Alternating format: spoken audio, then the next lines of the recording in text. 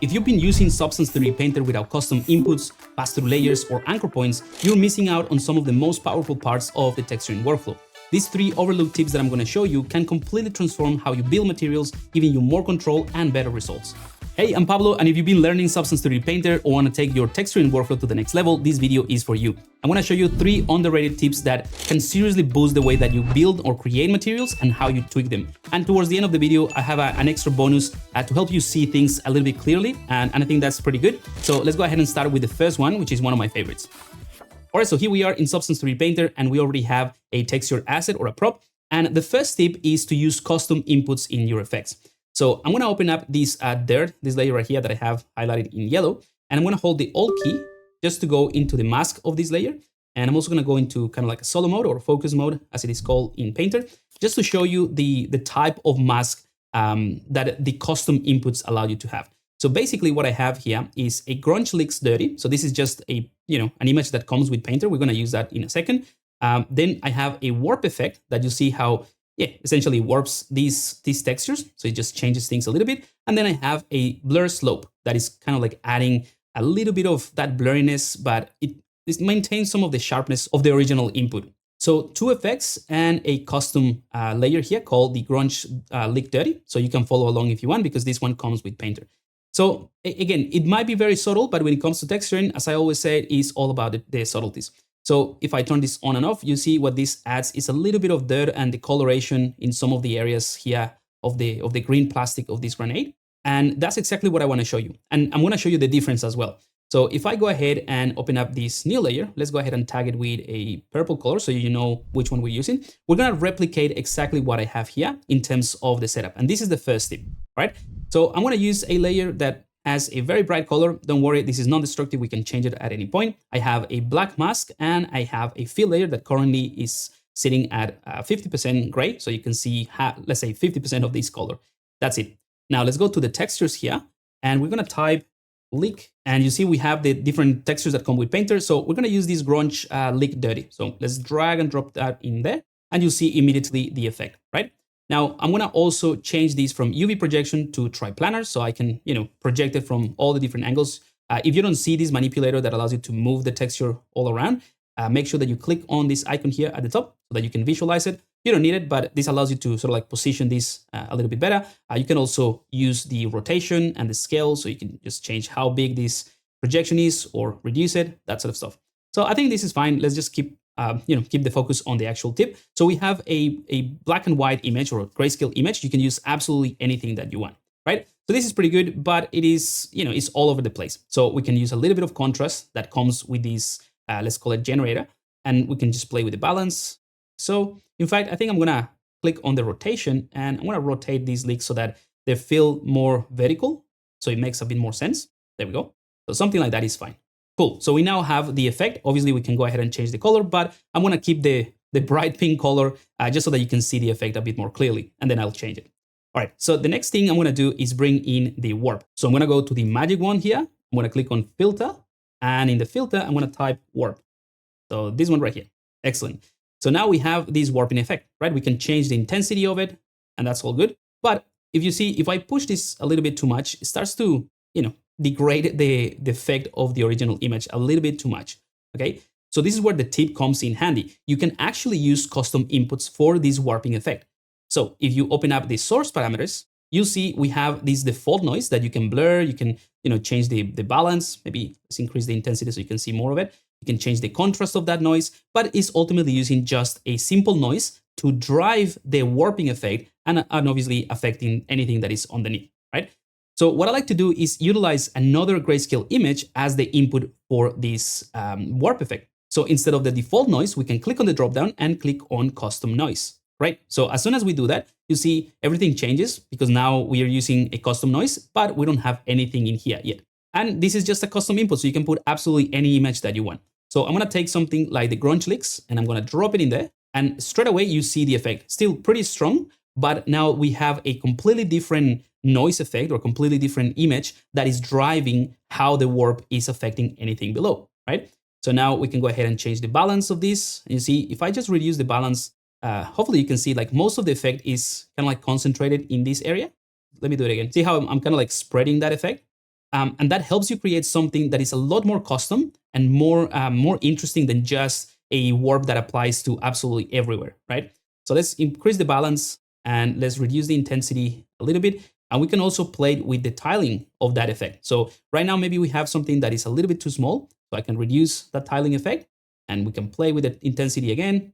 And then we can play with the parameters of the actual noise input, right? So in this case, we have drip length, we have the shape contrast, right? We have the crispiness. So all of this is gonna give us a bunch of different effects to tweak one single image. So before, this is just the first input, the first black and white image. And then with the warp and the custom input, we have something that is a lot more interesting. We can also blur the source a little bit. This is the type of things that just take a while to fine tune the image the way that you want it or the effect that you want it. But using custom inputs allows you to completely change things. And the cool thing about it is that if for some reason you don't like this, you just need to select something else, drop it in there, and you see how it changes that custom warping. Right? And we can do, absolutely anything we want. We can just play around with this until we find maybe a random image that give us a better result. But honestly, I think these grunge leaks with the tweaks that we made are pretty decent. So let's just set this up. All right. So again, before, after. Very subtle, but everything is being warped and you don't have the original effect in there. Now, the next one is just a personal preference, but you can use absolutely any effect. So let's go to the filter and let's type, instead of warp, let's go for blur. And we're gonna go the blur slope. So I'm gonna take on that one. And you see that one gives you a pretty particular effect. I'm actually gonna hold the Alt key and go into the mask to show you this a bit more clearly. It's almost like a Voronoi type of effect. We can increase that intensity, right? But not only that, we can also go ahead and change the default noise for a custom input. So let's try something else, maybe this concrete, just for fun, right? And you see now how the contrast and all the details of the custom noise or this grunge concrete is affecting how this effect is behaving, or like the blur slope. So we can change the intensity, we can play with maybe the balance of the actual, grunge effect, something like this. Maybe we can reduce the tiling slightly, and probably you can see how where I'm going with this. So before we had something that was very, very evident, that is just a slope or a blur slope, but now we have something that is a bit more interesting. Now, this is literally the effect or the tip that I want to give you. However, you can also play around with the way that this blur slope is blending with the rest. So in the blur slope, we can go ahead and choose something like overlay, or we can just go for subtract to remove certain bits and pieces, or we can go with something like lighting, which is probably what I'm going to go for, right? So lighting, it just adds to the effect. So you see how it takes into account everything that we already have, but when I turn it on, it sort of like adds to it, and it adds a little bit of blurriness, and simplifies this a bit more. Right, so this is exactly what I want. So now we have something that looks very custom, and we are only using 2 effects. And the trick here is that we are driving the way that this effect behaves based on a custom input. That's all, right? But it looks a lot more interesting. So now if I go back to this one, we can just go ahead and choose a different color. Again, this is non-destructive, so we can choose something similar, maybe something a bit lighter, more desaturated, like so. And we can even enable the roughness just to variate the roughness slightly, right? So before, after.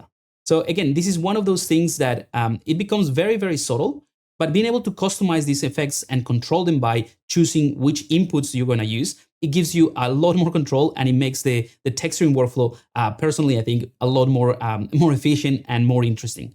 All right, so for the next tip, I'm gonna show you how you can control things like hue saturation, contrast, sharpness, and that sort of thing into a custom adjustment layer. So if you see my layer stack, I actually have a couple of them just because I was kind of like setting this demo up for you, but this is something that I use in almost any material that I create and that I save to my library. And the reason I like this adjustment layer so much is because it allows me to customize all of my materials in a different scenario. So if I have a different prop, for example, I just drag and drop one of these that has my adjustment layer, and I can change things on the fly. So for example, if I turn this on, you see now I have the same sort of plastic with the same kind of like grungy effect and the wear and tear and all of that, but it is a completely different color. So all of this is achieved through adjustment layers. So I'm going to show you how easy this is. The first thing you need to do is go to your effects, filters, sorry. Let's go ahead and remove this like so. And I'm going to go for the contrast luminosity. So this is one of the first things that I like to add. So this one right here, contrast luminosity. I want to drag and drop it anywhere in this model, obviously in the texture set that I'm using. So this one right here. And as soon as I do that, Painter goes ahead and creates a new layer. And this is a painting layer. and it set up my effect in here. So this is the contrast luminosity. Now the trick here, and this is something that you can do at any time, but just doing it the way that I just showed you, dragging and dropping the effect, it does it automatically. And that is to set this layer to pass through. So the pass-through blending mode is going to tell Painter, hey, I just want to pass through the rest of the layers. So whatever I add or whatever I change in this layer, make sure that it affects anything below this layer. So that's pretty much what this is. So that means that I can take my contrast luminosity and I can obviously add contrast. Let's go into solo mode so that you can see a little bit clearly, right? So I can add luminosity and contrast. All right. So that is the first thing. And you see, this is just kind of like breaking things apart quite a bit. And that is because when you use something like contrast and luminosity, you are affecting all of the channels at once. So this could be something that you want to do, but in most cases, I prefer to restrict the contrast luminosity to the actual albedo. So all I need to do is press the Alt key and click once on the color. That is going to hide everything else and only allows me to, add contrast and luminosity to the color, right? So it is up to you really. I just prefer to do it only on the color. Sometimes it's useful to enable the roughness as well. So as you change the color or the contrast of the color, it also changes the roughness, but just be very careful when you use that as well. But now we have a single layer that we can just replace the name with adjustment. And just so that we can find it easily, we can go ahead and give it maybe a green color, right? So we have only one. So the next one I like to add is the HSL perceptive. So this one right here. And by the way, there is no like a right or wrong or which ones you use. Is whatever feels right to you. And the order doesn't really matter in this case, unless you are blending them. So the next thing is the HSL perceptive. So in this case, we can use the hue to change the hue. So maybe you can go with a red sort of granate plastic for this body. I'm going to increase the saturation and maybe reduce the lightness a bit. All right, so now we have something like a red plastic. That goes hand in hand with the contrast and luminosity, right? So I'm just adding a stack of effects. So contrast and luminosity, and then HSL perceptive to change this, right? Now you see that it looks good, but it could be a little bit sharper. So personally, I like to add a sharpness. So let's go to sharpen. So sharpen, that's going to be the next one here. There we go. And again, it's sharpening up everything too much and destroying things. So again, be very careful. And like I said before, it's all about the subtleties. So all I want to do is sharpen up, not the metal, not the rough, just the color, right? And let's go ahead and reduce that. So let's start with 0 and let's push this slowly up. So before, after. So it's just sharpening that sort of like contrast between the scratches and the rest, which I think is pretty good. We can also try to enable hide, and that's going to sharpen up the hide details because these are actually, details that I have in the hide. So that could be something else. And then once I have something like this, I like to just reduce it again. All right. So very, very subtle stuff, but it does help to sharpen up everything. In fact, let's just move it a little bit lower than that. All right. And finally, you can add anything that you want from this filter section, but you can also add something like levels, right? So you can go to the warp effect here, click on add levels, and that allows you to target a specific channel as well. So right now, by default, is affecting the base color. So if I just use this, it will just contrast the color, nothing else. But you can target, let's say, the hide information. I usually don't do this, but you can target the hide information and you can just really push those details with this slider, right? So you have a lot of control. Let's go back to roughness.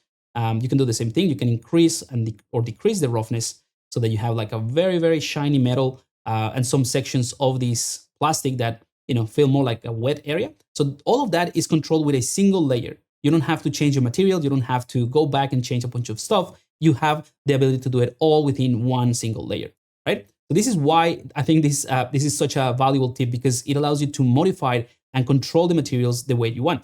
So let's say that I'm happy with this effect, right, for this material, but because it is just an adjustment layer, I can turn it off and see the original. So the cool thing is that you can select everything. I'm not going to do it right now, but I'll show you how the process goes. You hold everything or select everything with Shift and click, then hold Control and G to create a single folder. And then you can name this folder plastic, metal, scratch, whatever you want. And then you can right click and go to create smart material. So this is going to create a smart material in your library that includes this hidden layer, or like a layer that is turned off, that has all the adjustment. So when you drag and drop it into a new project, you will be able to just enable this layer and tweak it the way that you want to. So say, all right, this is cool, but I want this to be maybe like a black material. So I set the saturation down, contrast and luminosity. I'm going to add more contrast and reduce the luminosity. And this is a little bit too shiny. So let's go with the levels and reduce that roughness a little bit. And then we have something completely different. And it just takes a couple of seconds. to change your adjustment layer. You don't have to go back to all your layers and all the material. If you have a nice setup, all you need to do is have this adjustment layer. All right, so hopefully you can see how powerful this is. All right, so for the next tip, I'm gonna show you how to use anchor points in a slightly different way. So you probably heard about the term anchor points. You've maybe tried it yourself, or maybe you have used them already. But the way that I'm gonna show you is slightly different, and I think it's one of the most powerful things that you can do with anchor points. So the trick here, or the tip, is that you can actually drop an anchor point anywhere that you want, and then just use it as a grayscale image to control things like luminosity and that sort of thing. So you notice that here in my base plastic, right, if I open up this folder, it is actually a folder set up with a bunch of layers to create this green plastic. I have dropped in an HSL perceptive that allows me to control the original color of this sort of green, like the colorated green color. So I can change all of that, but I've also dropped in an anchor point right on top of that. So basically I have a smart material, which is just this plastic in a folder, and then I have this anchor point on top on here.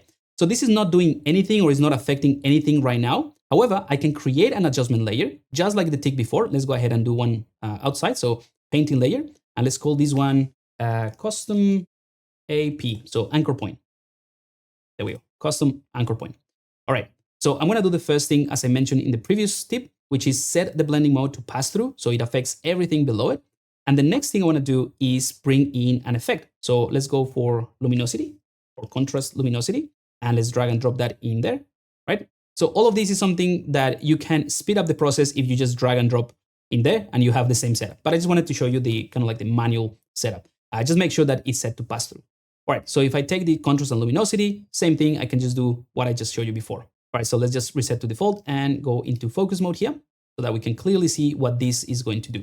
All right, so if I take this contrast luminosity and I'll push it, just so that you can clearly see the effect. Don't worry, I know this doesn't look good, but I can push this all the way. It is affecting everything, right? But I can go ahead and select the layer, go to the masking, click on black mask, and that obviously hides everything because it is a black mask. But then we can go to the magic wand, go to the add fill, and in here we can drop any grayscale image that we want. But because we have now an anchor point, we can click on this one, go to anchor points, and there we go. We have this plastic. So this is the same thing that I set up in here. So this is the anchor point. So I'm going to collapse this so that it's clean and easy to see. So grayscale, anchor points tab, select the anchor point that you dropped into your smart folder. There we go. So now I'm going to show you what is happening. So I'm going to hold the Alt key and go into the mask, and you'll see it is completely black, right? Because what I need to do is reference the correct channel. So in my case, I want to be able to control the contrast and luminosity of my entire roughness of this plastic. So I'm going to go to the reference channel and change this to roughness. And there we go. So this is the roughness based on everything that I've done in this plastic, right? So with the different layers that I have and that I've set up the roughness, let me just try to find it. So this one right here, if I go ahead and hold the Alt key and access it, so this is one of the roughness or one of the layers that have roughness. This one as well. So there's a combination of a bunch of different layers, as you can see, that are now combined together by a single anchor point, which is what I have here. So you see I have the combination of all those layers into a single grayscale image, right? And this is a great thing because now we will be able to go to this anchor point or this fill layer and open up the levels, and we can contrast the entirety of all those layers together, right? So I'm gonna, exaggerate things, and let's go back to the contrast and luminosity. So you see it is just adding a tiny bit of darkness everywhere because I'm changing that sort of roughness in one single go.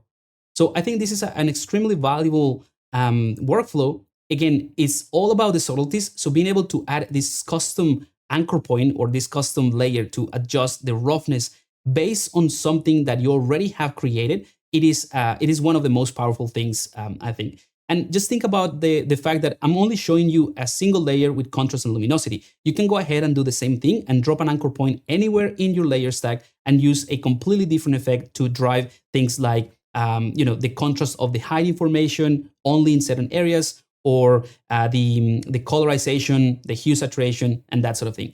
And this is where knowing all of these intricacies and how you can customize these type of effects comes in really handy, because you can have a lot of control in the way that you set up your materials and then the way that you edit them to use them in a future project. All right, and just to wrap up, I'm going to show you an extra tip that is something that someone asked me, and I thought it was like an obvious thing, but sometimes, again, if you don't know these things, it's hard to fix them. So the question was about how to change the background of Substance Painter, right? And obviously you can go to display settings here at the top. You can change the environment map. You can change the opacity of the environment. You can change the blur, all of that stuff. But if you want to have like a plain simple color, there's not like an obvious way in the display settings to change the gray color. So all you need to do is go to edit, go to settings, and then you have the background color here.